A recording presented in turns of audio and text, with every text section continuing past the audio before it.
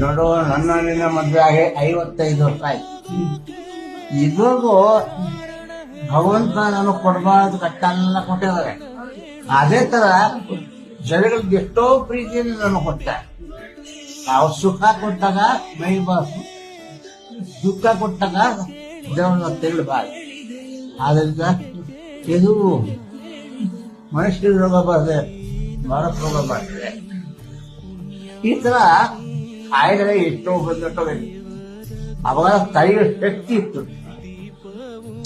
ಸುಮ್ಮನೆ ಅವಾಗ ಎಂಥ ಇದೆಯಲ್ಲಿ ನಡೆಯುವಂತ ಕಷ್ಟ ಏನು ಶಕ್ತಿ ಹೊಂದಿದ್ದವು.